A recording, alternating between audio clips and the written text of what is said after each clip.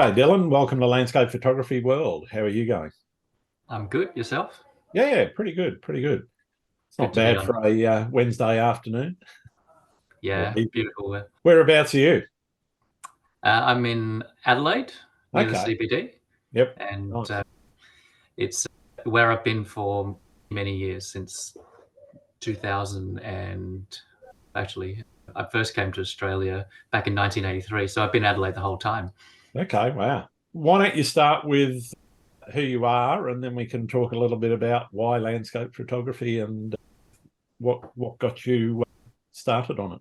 Sure. So I'm Dylan Toe. I'm actually a general physician at the Okay. Royal Adelaide Hospital, but photography is a passion hobby, I guess you would call it.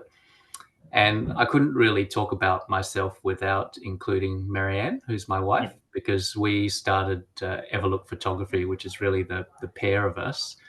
And unfortunately, I say this to everyone, that she probably has the greater artistic talent. Okay. You can see behind me all the other kind of pursuits that she has in terms of other artistic media. But for me, I've been hopeless at all kinds of other kind of artistic pursuits. So basically, photography is an extension of my love for going hiking in nature and recording what I'm seeing and then presenting it to an audience, perhaps in a hyper stylized way. And it's always been our mission to present a version that's believable of what we've seen. Sure. And that's where it all stemmed from, because we used to travel a lot. We used to come home and think, gee, our photos are pretty terrible and they don't really represent the beauty of what we've seen. And so from way back as far as about 2006 or so, we Yep. started trying to work on our photographic skills to try and maximize the impact and the value of the images we were taking. And at the time, it was about when we transitioned into digital media, and that Yep. helped no end with the ability to post-process afterwards, to bring a vision that you have in your mind and your experience to life on the screen. And then ultimately, if it makes it to print, that's even better. But that's the vast minority of our pictures, unfortunately. Okay. And so with time, I guess the other thing that Everlook Photography got known for was around 2011. Our first child arrived, that was Charlotte. And in Mhm. 2014, our second child, Jamie. And part of our mission statement then was to involve the kids with our adventures. And I guess we became known for how to combine landscape photography with a family holiday. Yeah, And right. that's a consistently evolving type of pursuit, because the kids are now becoming more independent and they're Mhm. actually more able to join us in longer adventures. For instance, we did our first overnight hike in New Zealand recently. So I'm looking forward to introducing them to really wilderness photography, which is Yep. my main passion in terms of shooting images. But funny enough, it's the type of images in my portfolio that, even though I value the most, probably don't make up the majority of my images, because I don't get to go on true wilderness hikes very often, maybe Yeah. once or twice a year. But that's certainly the most that I value in terms of the images I've taken. And I've intentionally left photography as a hobby or a pursuit, because in that way, I feel as though I'm not pressured to do anything that I personally don't enjoy about photography. Yep. And the great thing about having medicine as a career is that it certainly helps fund the Yeah. expeditions and so forth. And also, I have to have a shout out to Nissi, and I guess you could call that a disclaimer.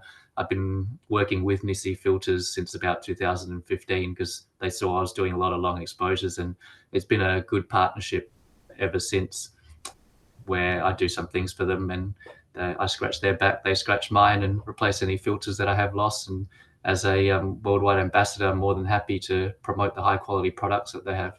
Yeah, nice. So all up, yeah, I feel very free in my photography these days, because I'm not constrained with having to think about how I'm going to earn money from the images I take. And so there's no influence on that side of things as to how I actually go around shooting or even pressure to shoot. So how does it fit into your life? Obviously, being in medicine, that's quite a stressful in some cases, but it's usually a high pressure and long hours sort of career. How do you fit in photography in around that? I guess to explain a little bit about that, just knowing a little bit about how you go through training might help explain that. So a lot of the hard yards are, in terms of hours, done early in your training.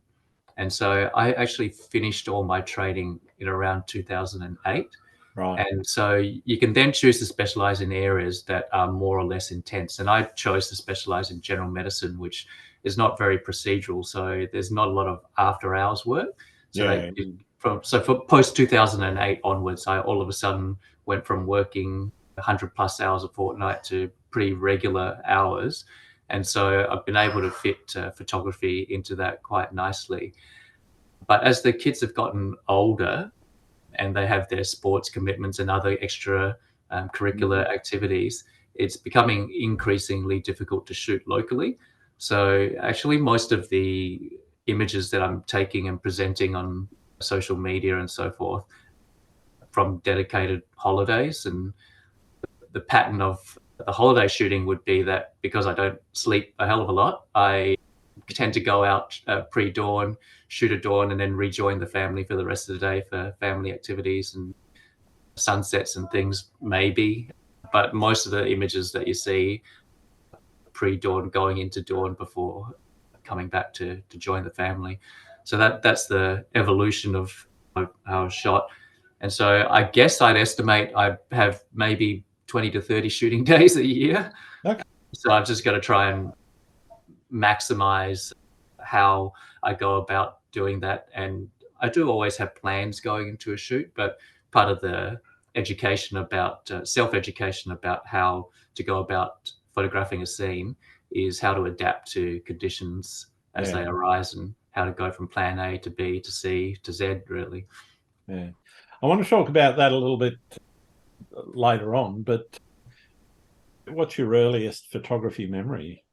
Where did it all start, and how did that sort of hook get set and drag you along? So I guess in terms of trying to take it seriously, I reckon the earliest time that I can remember actually being dedicated to concentrate on producing quality images, probably around about 2008. So Okay. Marianne and I got married in 2007, Yep. and we weren't particularly happy with the honeymoon images that we came back from, because we actually went to Peru, did the Inca Trail, Nice. went to Torres del Paine, Yep. and really didn't get any decent images out of that. So following that, we made a much more concerted effort to be involved with teaching ourselves not only field techniques, but also post-processing techniques. And I'm very grateful to the Flickr community initially. That's Yep. where I started the social media platform. And the community then was actually quite different. Everyone was very extremely supportive of each other. And through there, I was able to get in touch with some of the Pacific Northwest US photographers, Yep. and they were able to help me kind of develop my style. But in 2008, we had some dedicated trips to Tassie to do the overland, as well as to China to go to Yunnan province. And around that time, our goal was to be able to come back with usable images really for publication. Yeah. And we started to get involved with Australian Photography magazine at that time. And I guess in terms of traditional media, that's when we first started to become more known amongst photography circles to begin with.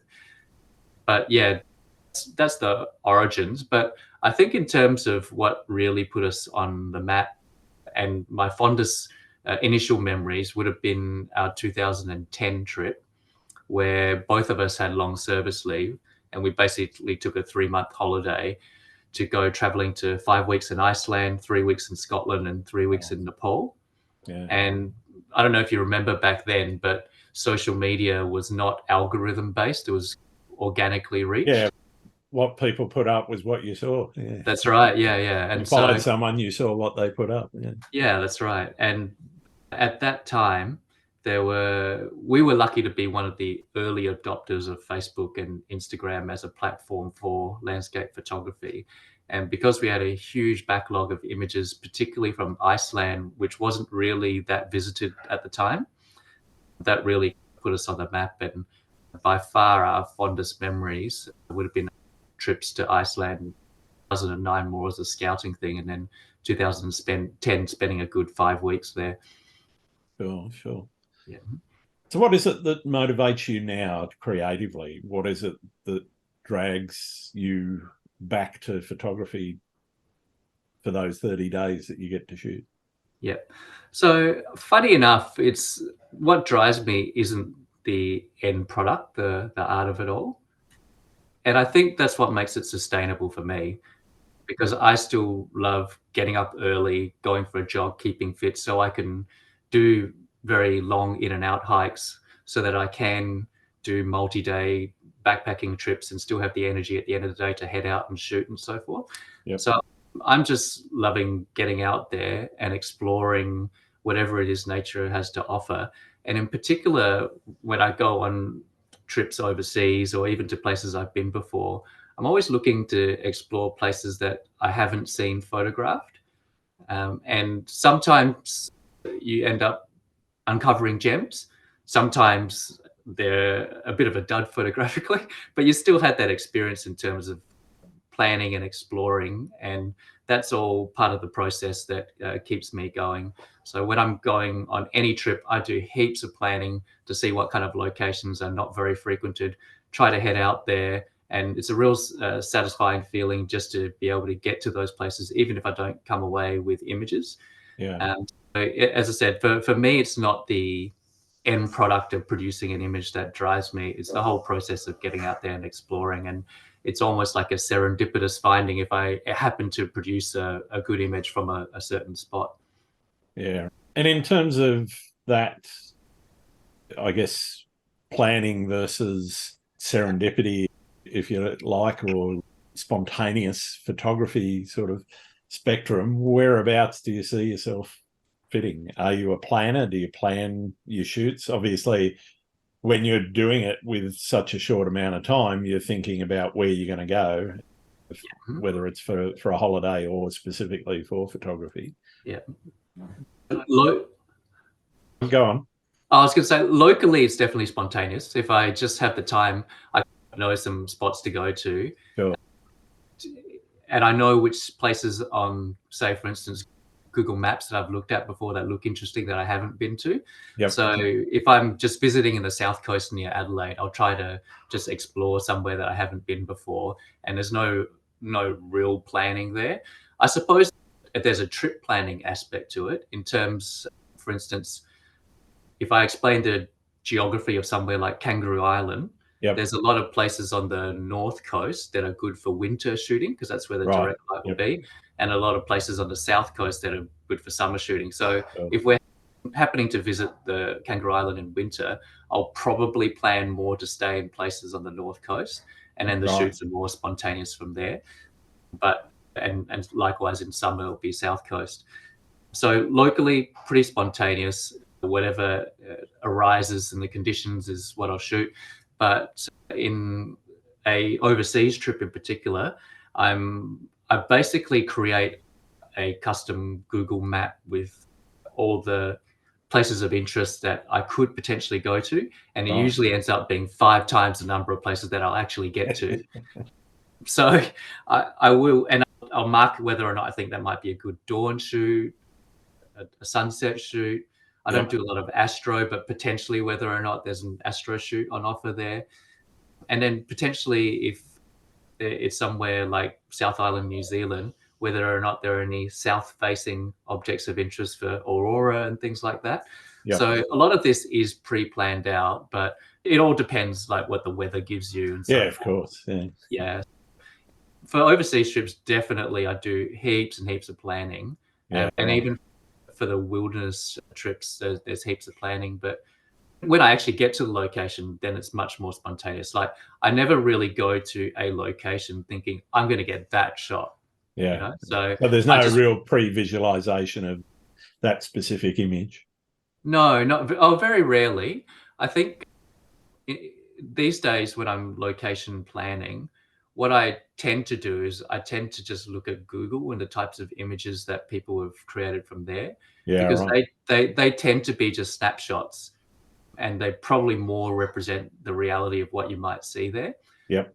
The problem is if you start looking, or for me, if I start looking at fine art photography of those areas, I don't know whether people have taken creative license to stretch mountains, Yeah, yeah. introduce guys that weren't there, etc. So I'm for the planning aspects of it, I'll certainly be looking at more down to earth images. But for inspiration, yeah, for sure, I'd be looking at the types of things that other people have created from that area. But that's not really what I'm looking at to plan.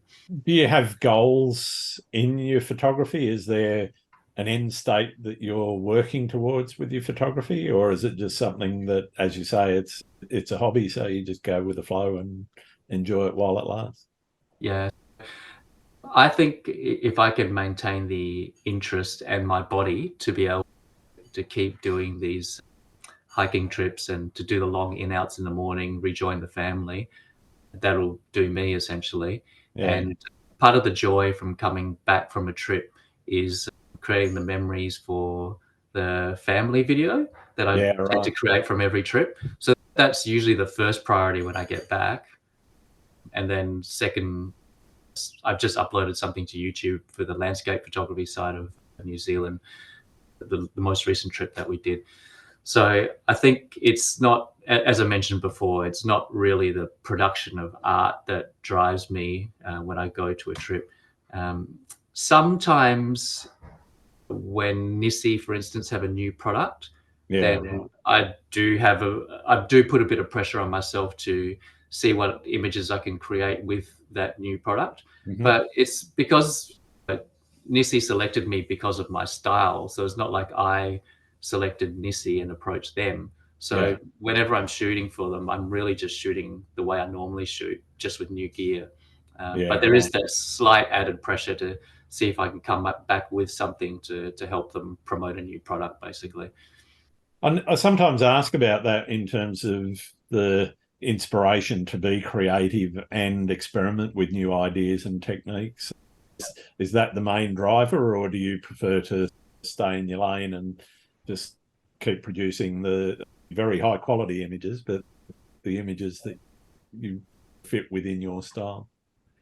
Yeah, look, I see a lot of images that I guess I could put it into two groups. There's images that I really appreciate from an artistic point of view, Yep. and there's images that I aspire to in terms of what I could create by being at the right place at the right time with the appropriate planning. And so, in terms of what drives me to push myself to boundaries, it's more the latter.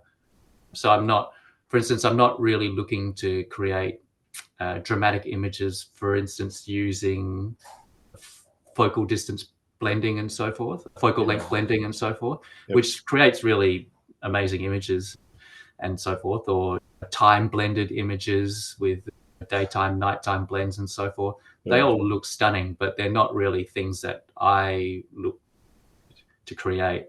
So for me, I'm actually, this might sound a bit contrary to what a lot of artists pursue, but I'm quite comfortable kind of where I am without necessarily want to push boundaries further. And it all comes down to the motivation of getting out there and shooting in the first place. It's Mm. just about seeing and experiencing new places or the same places in new conditions. Yeah. Yeah.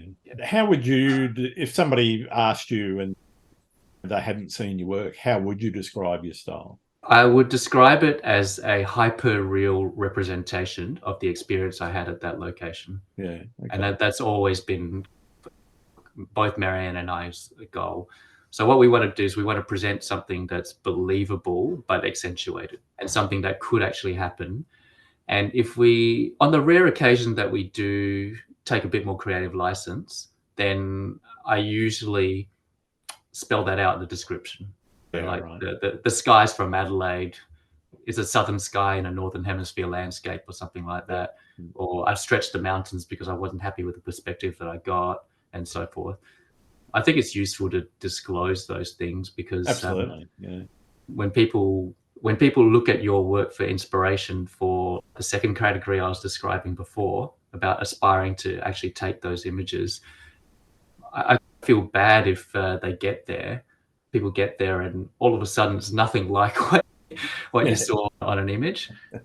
So yeah, because that's happened quite a lot to me early on, which is why I developed this almost two categories of looking at images. Sure, sure, sure. You put a lot of emphasis on the environment and wilderness in your work. Yeah. Obviously, that's really important to you. Do you see yourself as an environmental advocate in any way? This is something that I not necessarily struggle with, but I have frequent discussions with, particularly in Tasmanian photography circles, Yep, because I think people want me with my work to actively be involved in those pursuits, sure. but it's not within my nature to do that. Like I'm hoping that by just presenting the environment as it is, it will inspire people to take an interest in the environment and to also preserve it just by seeing the natural, pristine beauty of what's out there. Mm. But I'm not telling people how they should do their hiking and so forth. I perhaps naively have an inherent trust that the vast majority of people who see my work and want to visit those locations will behave in a responsible manner. And unfortunately, it's the noisy, unbehaved minority that spoil it for everyone. Yeah, very true. And the question is, how much responsibility do I take for the vast minority of people who do spoil it for everyone? Yeah, And I'm hoping that whenever I put images out, particularly of the wilderness, that the effect it has on inspiring the vast majority to take an interest in nature and so forth outweighs the negatives of that small group of pesky people who are probably more self-interested than in the environment. you mentioned that you have not really focused on the business side of things, but obviously having relationships with Nessie and the Australian photography magazine, landscape photography magazine, etc. There's obviously people that would come to you and say, all right, I'd love to buy some of your images. Mm-hmm. Do you sell anything? You've got a website, as I understand, and you sell prints, etc. there. Yeah. How much of that, or how much of that business side of things do you pay attention to, or is it just that purely that side hustle for you? Yeah, it is largely a side hustle. A lot of we do get some income from photography, but most of those photographic incomes have been relationships that we've developed over the years that have resulted in like a bit of a trickle income. Yeah. For instance, Nissi, it saves me from buying filters, and they pay me a certain bit to help them with translations because they're a China-based company and so forth. Other companies that we've had experience with, Picketeer postcards in New Zealand. Yep. So once again, back in the early days when we visited New Zealand, we became involved with them. And fortunately for us, they've exploded into be a really major postcard company. And Sure. so we get a commission from each postcard of ours that they use to sell. And so that brings a bit of trickle income in. And over the years, we've had, based on our social media presence, people have asked us to use our platform to sponsor products and so forth, Icebreaker, for instance, and Yep. SanDisk and all that. So there's been little trickles of income that have come organically just through our presence on social media rather than us actually seeking out sponsorship deals and things like that, because there's literally no pressure on us to do that. So we're quite comfortable in picking and choosing who would want to use our website, because sometimes strange things like watch companies or cosmetic companies will all Yeah, of a sudden want to use. sunglasses and all those sorts. Yeah, and I'm like, I don't really think that suits advertising. That all of a sudden would be quite I jarring. keep having female jewelry companies saying we'd be a great fit for their brand, and I'm going, I don't think we would. Yeah, I don't know. Yeah, I how? can't see myself modeling that in my videos. Yeah, yeah, yeah. Um, So I can't remember the last time we sold a big print, but we do go through Riptide to sell our prints, and they do sell some, and we provide them images from time to time. So yeah. most of the income and the business side of things is through trickles from relationships that we've established over the years. I'd like to move on to where you like to shoot. What are the places that keep drawing you back? Yeah. It could be local, could be overseas, could be anywhere. Locally, there's a lot of amazing seascapes around South Australia. Sure. Internationally, we've been to New Zealand by far the most, and we've been to the Pacific Northwest in the US. So yeah, there's a heap of. I probably shouldn't screen share, should I? Because this is a podcast. You can screen share if you like. That's fine. Yeah, but if look around the south coast of South Australia, there's a lot of hidden nooks that aren't necessarily easy to get to, and bit by bit over time, I'm starting to get to some of them. And a lot of the time, I don't get very good images that come out of them. But once again, the exploration process is very worthwhile anyway. And around Kangaroo Island, haven't been for a couple of years now, but that's definitely a favourite spot to visit in South Australia, just because of its rugged coastline and wildlife and so forth. So Sure, it's sure. they're definitely the local favourites. I'd love to explore more of the Flinders Ranges, and one day, if I ever get into aerials, maybe head up to Lake Eyre. But Okay. because Yeah. I aerials belong in that category where I appreciate it for art without necessarily aspiring to produce them myself. And the reason for that is I'd much rather be spending time hiking, camping, and so forth than sitting in a plane taking photos. So, Yeah. and that speaks to just having the experience rather than trying to produce images. So that's yeah. I don't see myself going into aerials, but in South Australia, there's so much potential to be doing aerial photography, and every once in a while, I just take Google screenshots from Google Maps as to where might be a good spot, but then I've Yeah. never Nice. then had the desire to follow through and arrange a flight and so forth. But in terms of where overseas, New Zealand is definitely a go-to place for photography, particularly because we just don't get that type of alpine scapes, even in somewhere like Tasmania, which is probably the closest that you have Yeah. to Yeah. there. You don't have 3,000 meter high mountains that are snow capped most of the year and so forth. So New Zealand's got so much to offer. And even though Australia does as well, the difference is that I find New Zealand is so much more concentrated. There's much less commuting to get to between amazing Yeah. You places. don't have to drive 5 or 6 hours to get from point A to point B. Yeah, that's right. And so that's one of the problems in South Australia in Yeah. particular. There's a lot of nothing in between great spots. Yep. But I found in New Zealand that's particularly handy for a family holiday where I don't have to drive too far at dawn to get to a spot and then come back at a decent hour to Yeah. then rejoin for family activities. Yeah. You can pack a lot into a short period.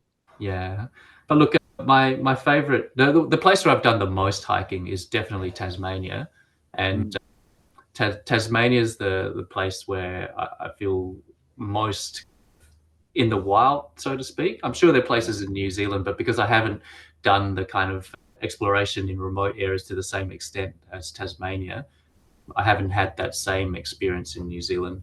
And most of what I've done there is hut to hut hiking there rather than camping expeditions because it is overseas and you have to bring all the stuff over. Yeah. And there's just a bit too much luggage when you Yeah. bring Hiring stuff. tents and whatever is a bit challenging. Mhm.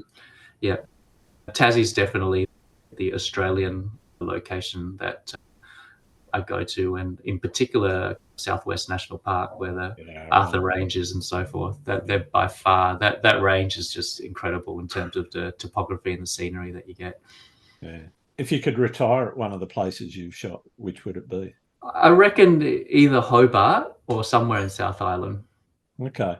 So those would be the two places I think that if the body was still willing when I Yeah. retire, to be able to explore all these locations, and I'm hoping to keep the body in good shape for that, then I'm sure I'd be out and about most days of the week doing some kind of exploration. What's your most memorable shooting experience? I think for me, there was a morning in the Western Arthurs at Lake Oberon where we had basically Luke and two other photographers. We'd been holed up in a tent for the previous kind of 24 hours with extreme winds and a lot of rain and so forth. And so when it cleared up on the last morning, it was just magnificent with all the Yeah. rays of light shining through and so forth. So that's probably one of my most memorable experiences there. And I think I've given you a copy of that particular image in the folder that we shared. But the other one most recently was being on top of the Eastern Arthurs, where there was basically a rip-roaring aurora over Federation Peak. Oh, fantastic. I really didn't get great images because I had brought just limited kind of focal length lenses. But if you look at Luke's portfolio, he's got an amazing image of Federation Peak fully exposed in the moonlight with the aurora going in the background as well. So that was pretty magical being up there. Nice. What about horror stories? Look, on the most recent trip, this one's still poignant. We were driving back from Milford Sound to Taianau, and we had parked halfway at a place called Nobbs Flat. Yep. That's where a lot of people just stop off to use the toilet, but there's actually a really good waterfall there. So Okay. as everyone was going off to the toilet, I opened the boot to grab my camera bag out, and because it was on a slope, half the luggage kind of tipped out. So I was trying to shove in all the luggage, and because I was going to use the camera bag, I left the camera bag out. And because I didn't want this to happen again, I thought I'd better move the car. And unfortunately, as I was reversing, I basically ran over my camera bag. Oh, no. Yeah, I was very amazed that there wasn't more damage. Essentially, what happened was that the 14 to 35 that was attached to the camera body was completely crushed. Oh, gee. And so I didn't have a wide angle to work with for a bit. And somehow the R5 body that the lens was attached to survived. So that speaks to the durability of that body. Definitely. And also the 100 to 500, which was also rolled over. The only problem that had was getting tight around a 300 to 500 zoom. So it was pretty lucky in the end. That was the extent of the damage that was caused. But Yeah, amazing. as I ran over that bag, it's like, oh God, I think I literally heard something crunch and thought, that's trouble.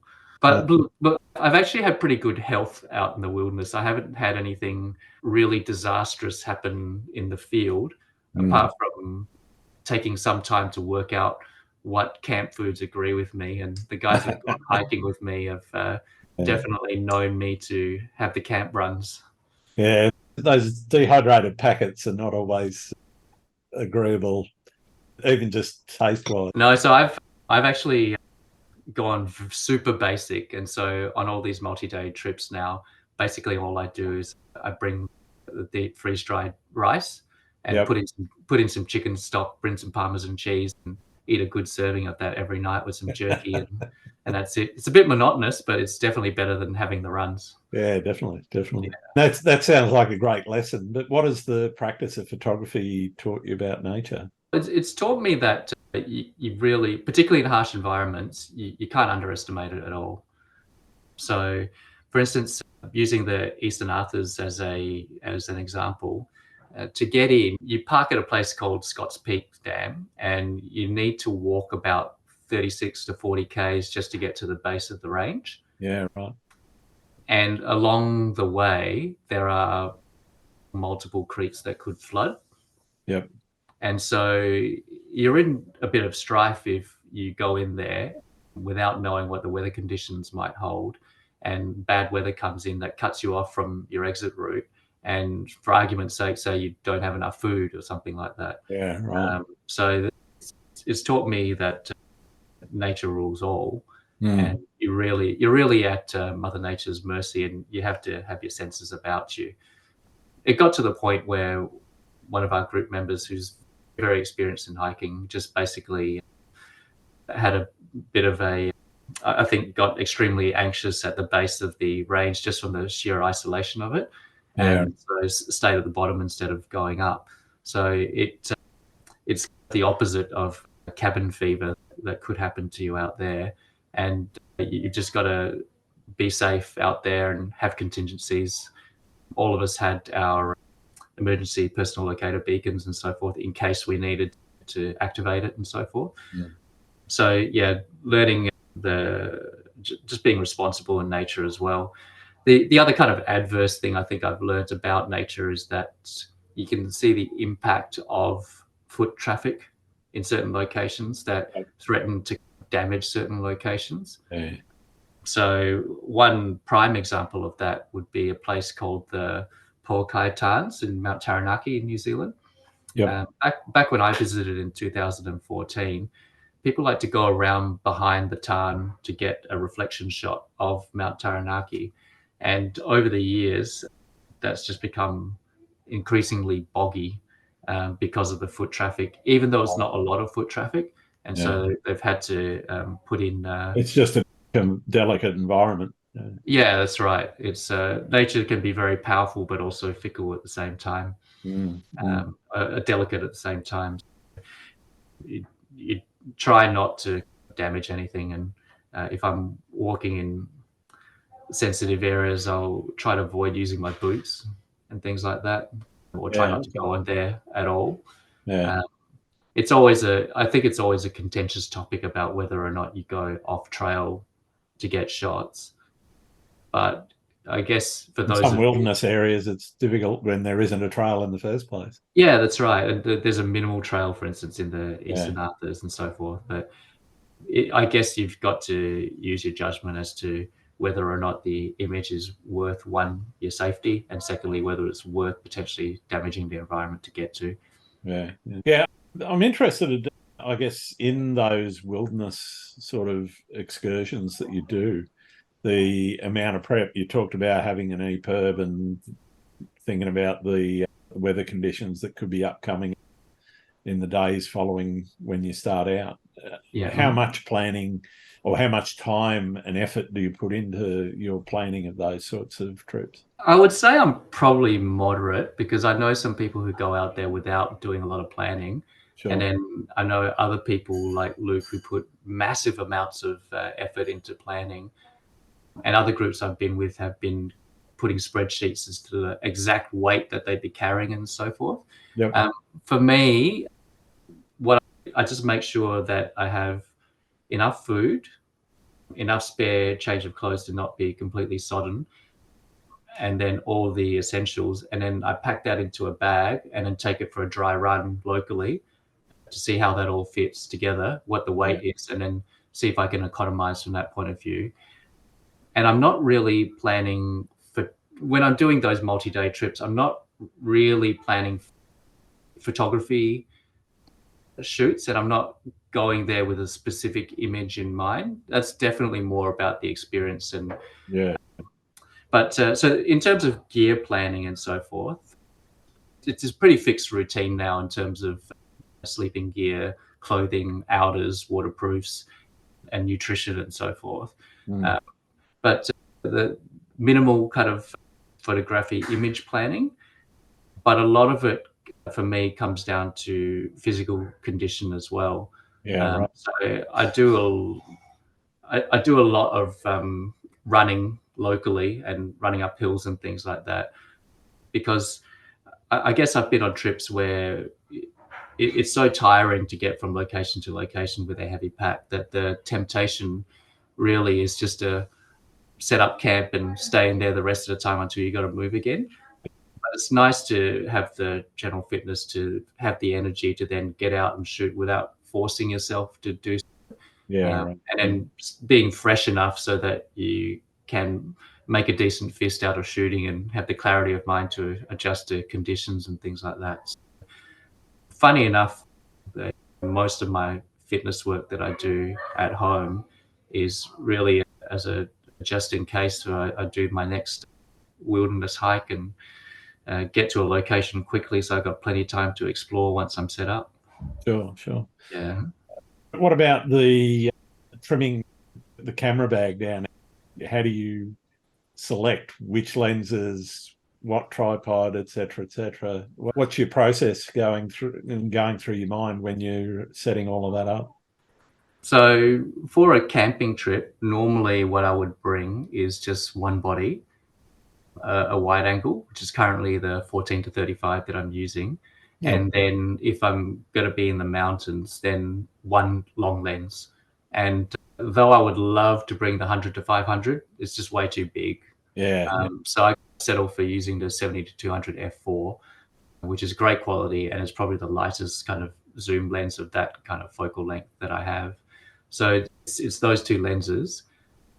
And then instead of bringing heaps of batteries and things, normally I just bring a decent power bank that will charge everything that I've got, including the camera batteries. So for the Eastern Arthurs, which we projected to be a 9-day, but turned out to be a 7-day hike, I just brought one spare battery and charged in between. okay. And try to shoot economically when I'm actually shooting. In terms of filters, I don't bring a lot when I go on the multi-day trips. I basically bring a hard case with a 6-stop and a polarizer and the filter holder set up, and that's about it. So it's really a lot smaller than what I would normally bring, and I'm usually carrying that in a front pack so that I can whip out the camera and shoot some images as I need. Yeah, right.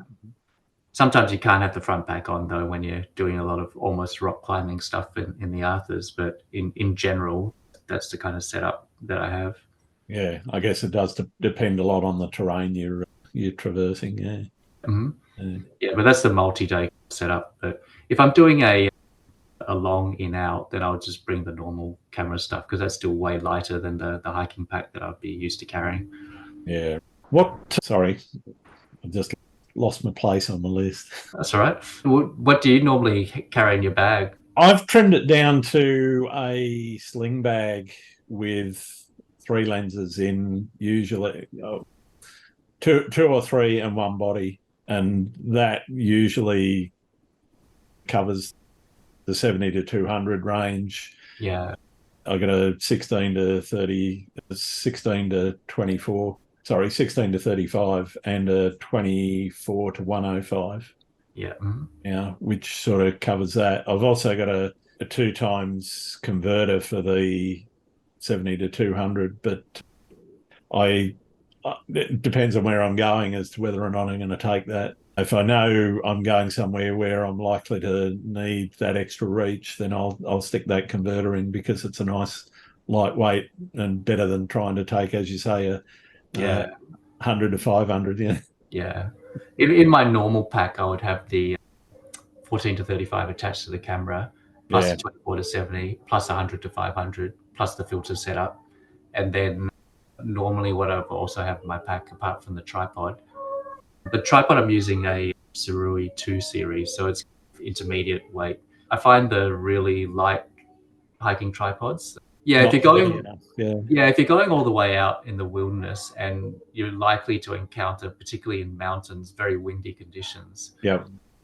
I just don't really want to risk having tripod shake introduced into images because I am taking a lot of long exposures.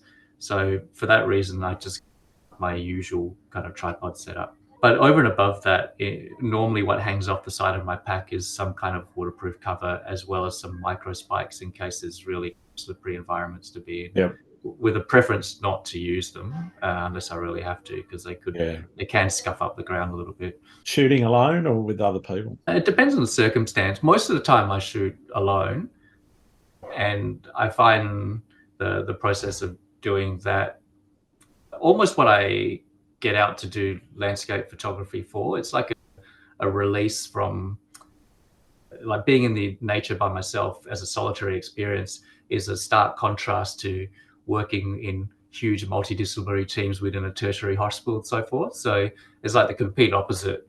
But if I'm going on a multi-day hike, then I feel much more secure if I'm going in a group. And Yeah, particularly if we're going to precarious places, it just adds that safety factor to be there with other people. And on the last trip, for instance, Luke had some, what do you call them? Ultra high UHF radios that we could use yeah, to right. contact each other as well as an added layer of safety. Yeah, So yeah, generally speaking, the part of the motivation is to escape the masses, basically.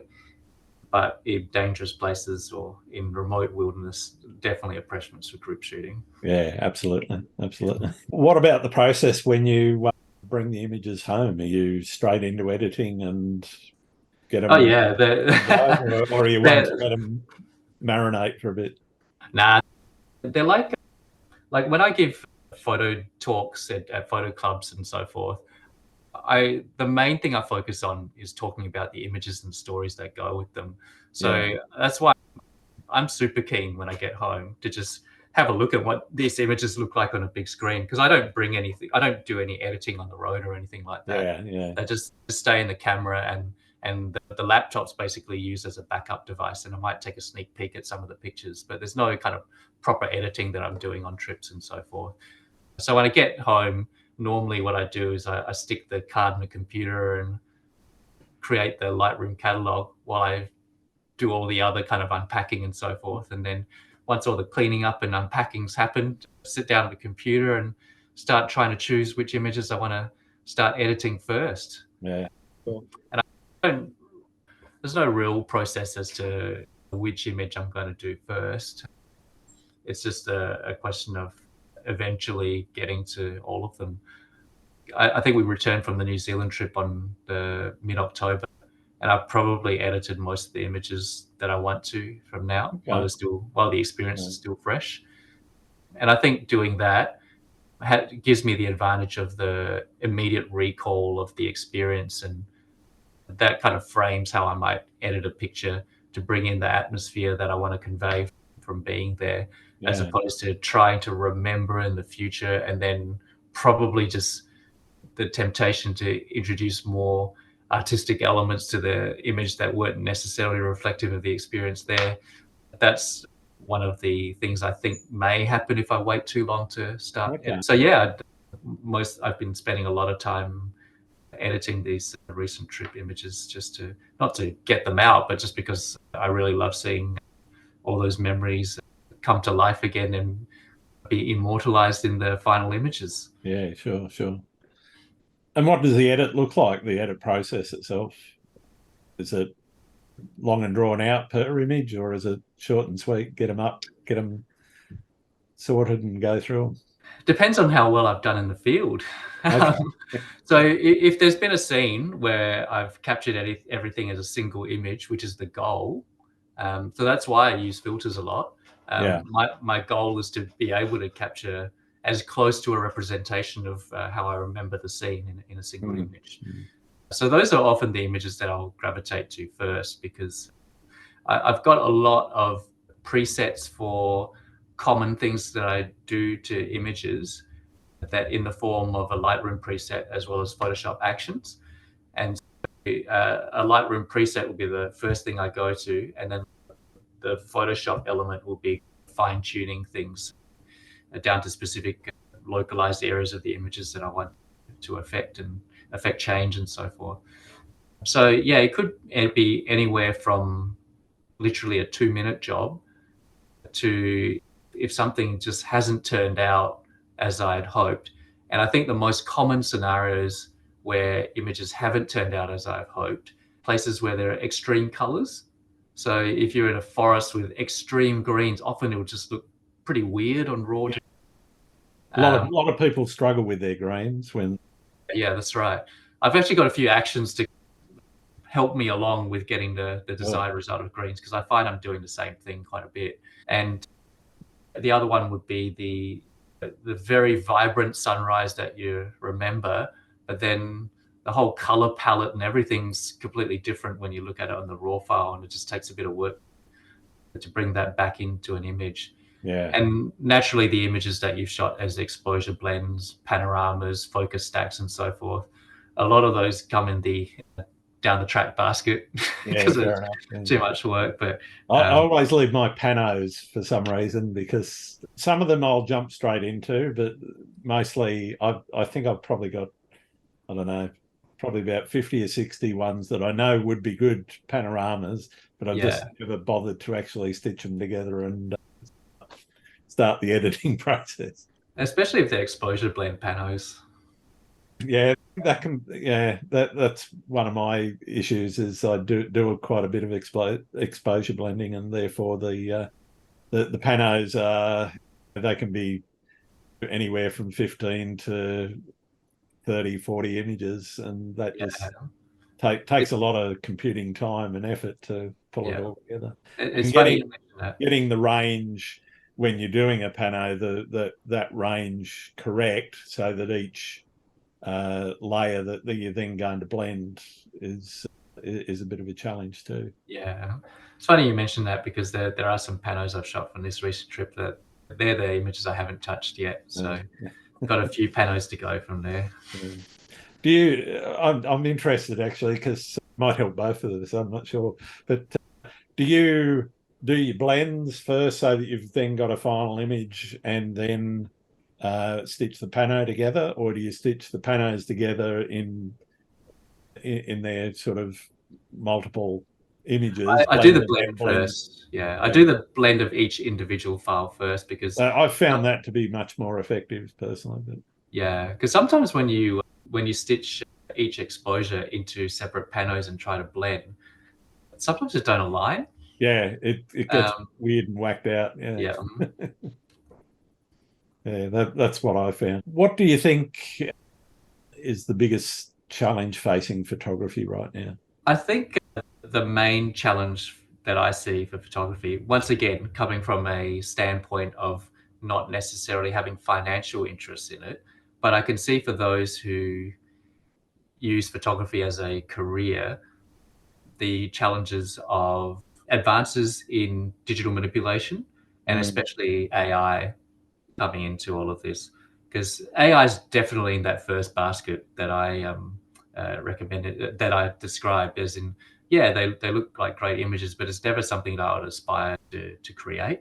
yeah, yeah, And I think photography, part of the reason why I got into photography was an element of authenticity to the images that you're presenting. yep, Even though our mission statement is to create hyper real images, they are a representation of what's out there. So when fiction and reality blur in the extreme, I think that paradoxically threatens photography in terms of bringing it back into the fold of other media instead of standing on its own. yep, Because with all other artistic media, like what Marianne's participating with, watercolors, oils, pastels, etc., sure. all of those are, you can be as fictional as you like, and there's no question as to the authenticity of Yeah, those. the artistic license is Is unlimited. is limitless, yeah. Yeah, But particularly because photography has been used for genres such as photojournalism, and if it starts to threaten the integrity of that, then photography as an art is a bit threatened. And yeah, also the other element of it from a environmental point of view is that photography is great to be used as a kind of conservation tool in terms of documenting what certain places look like at certain times yeah, as a reference to the future as to how, for instance, climate change or how the impact of visitation from too many visitors in an under-supported infrastructure can affect a sensitive environment. All of mm, those kinds of aspects of conservation photography then become almost a moot point if everyone's just willy-nilly throwing AI into the scheme of things and no one knows what's real and what's not. yeah, yeah. And so I think selling, unfortunately, if you're using photography as a business, then somehow you've got to make money. And if the masses out there are going for beautiful AI generated images, then I don't know Hard to how, resist. Yeah. yeah, it's hard to resist at least doing that as a side hustle. And there comes the conflict of when business is one of your prime objectives in photography, the conflict between doing what you love and enjoy and making it sustainable as opposed to doing what's needed for survivability in the field. Yeah. Yeah. What about the future of photography? Where do you see it going? I think to some extent, the photojournalistic and the authenticity element of photography, I feel it's always going to be there. It's just really how much of the market the AI side of things starts to capture.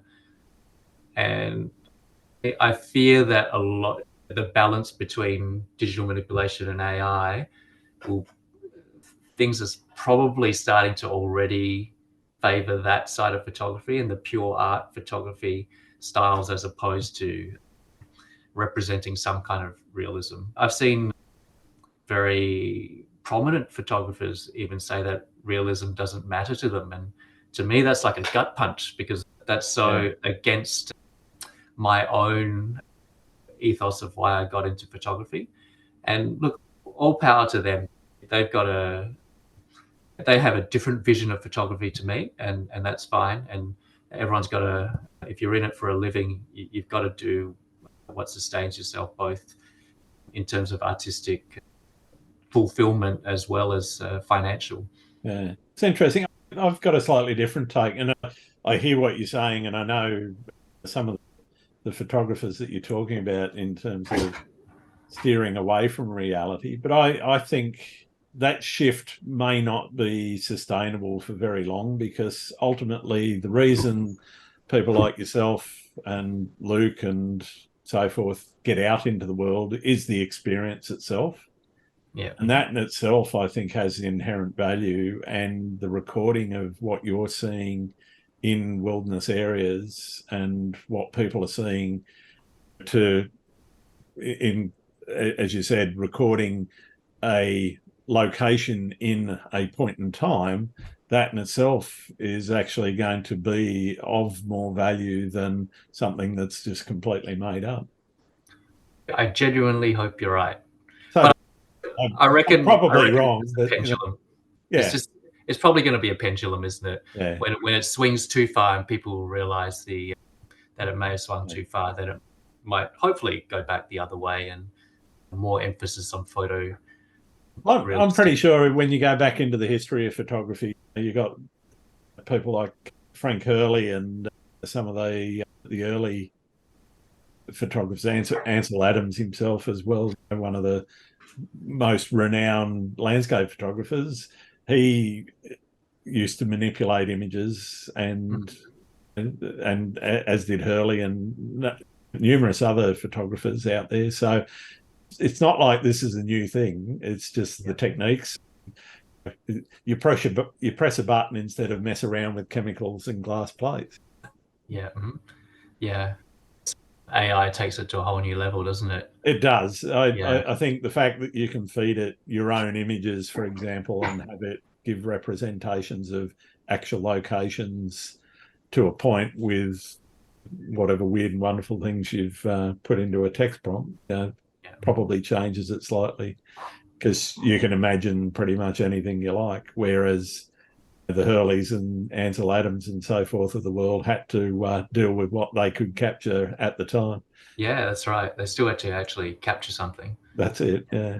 How about creative blocks and challenges? Those mental struggles that everybody has in their photography. Have you used any strategies to stay inspired and engaged, or has that inspiration and engagement always been there? It's largely always been there, but look, if I come into a block where I don't feel like processing, once again, because it's not a breadwinner, I feel like I just take a break from it and then come Yeah. back to it when the inspiration's there.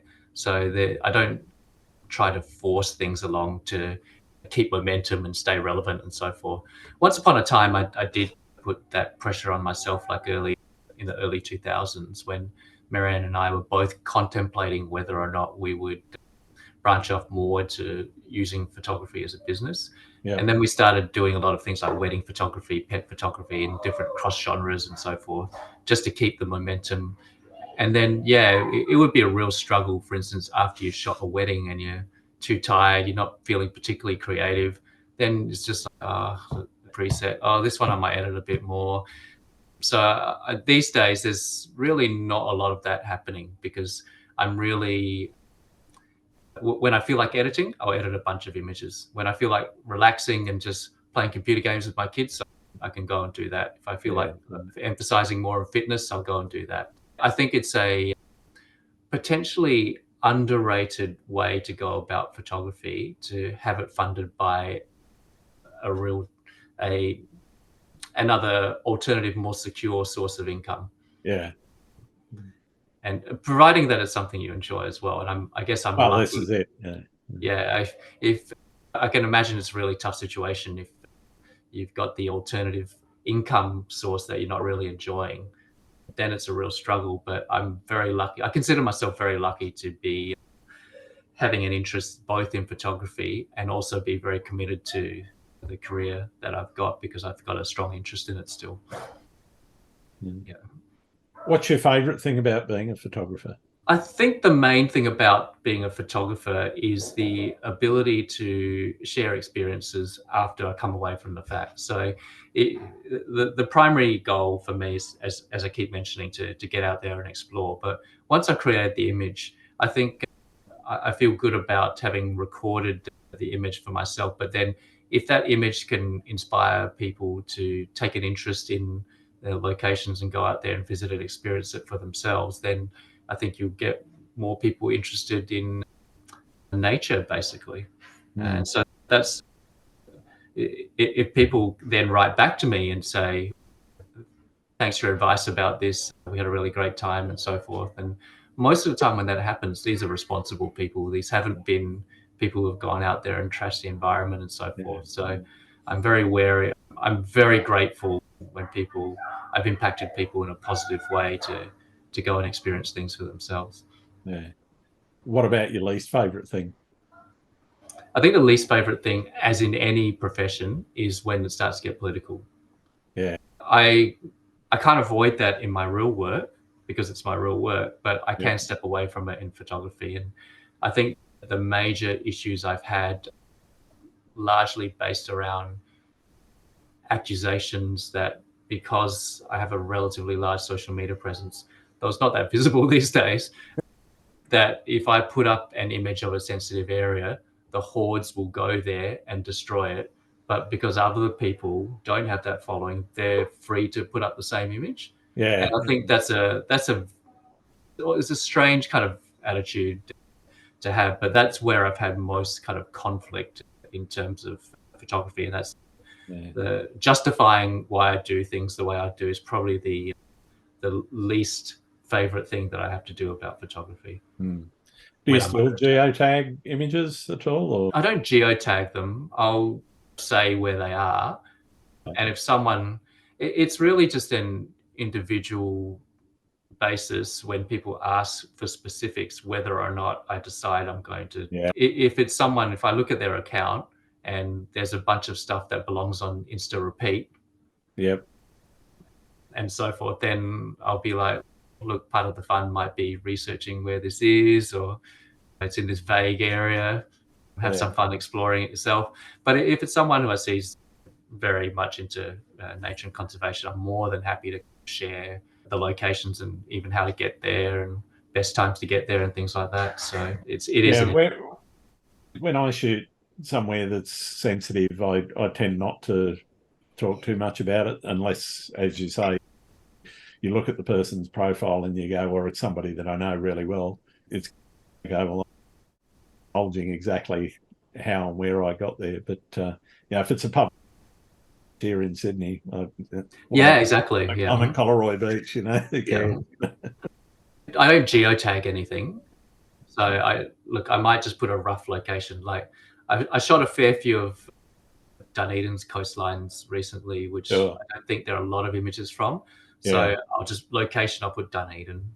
So it's that kind of rough area. But where I struggle with withholding information is that a lot of my exploration efforts have really come on the basis of goodwill of people sharing their own images. Yep. I haven't asked them direct, but they've made their images available online, and I've benefited from that. So Oh, I feel absolutely. it. I feel it very strange for me to purposely withhold information unless I feel using my judgment that there's good reason to do so. So I think most of the time I'm actually quite generous with telling people where things are. Yeah. I want to bring things full circle. You mentioned the early Flickr days and the collaboration or the community that was around Yeah. those days. Where do you see community now in social media? Is there one, or is it everyone out for themselves and it's a cutthroat place?